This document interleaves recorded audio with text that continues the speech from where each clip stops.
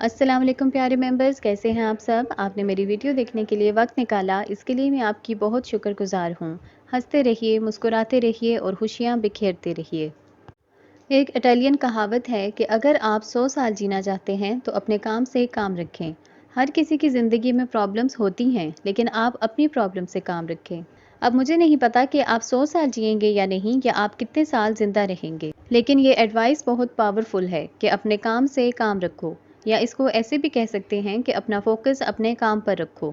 हम ज़िंदगी में कितना कामयाब हो पाते हैं, क्या अचीव कर पाते हैं, ये इस बात पर डिपेंड करता है कि हम अपनी एनर्जी को, खास तौर पर मेंटल एनर्जी को, किस काम पर लगाते हैं। हमारा फोकस कहाँ पर होता है, और हमारा फोकस कितना अपने काम पर होता है और कितना इधर उधर की फालतू चीज़ों पर। सच तो ये है कि हमें अपनी प्रोग्रेस और अपनी कामयाबी से ज़्यादा दूसरों की नाकामी की फ़िक्र होती है। हमें क्या मिला और क्या नहीं, इस बात का हमें गम नहीं होता। हमें गम इस बात का होता है कि दूसरों को कैसे मिल गया। एक तहकीक के मुताबिक 80% लोगों के खुश ना रहने की वजह उनकी अपनी नाकामी नहीं, बल्कि दूसरों की कामयाबी होती है। इसलिए अगर आप इस असूल को अपना लोगे और सोच लोगे कि भाई मुझे तो अपने काम से काम रखना है, तो आप अपने काम पर ज़्यादा फोकस्ड रहने लगोगे और आपकी ओवर थिंकिंग कम हो जाएगी। आप अपने काम को ज़्यादा सीरियसली करोगे और आप ज़्यादा प्रोडक्टिव हो जाओगे। आप अपनी मेंटल एनर्जी को सही काम पर, सही वक्त पर और सही जगह पर इस्तेमाल कर सकोगे। आपके काम में निखार आ जाएगा।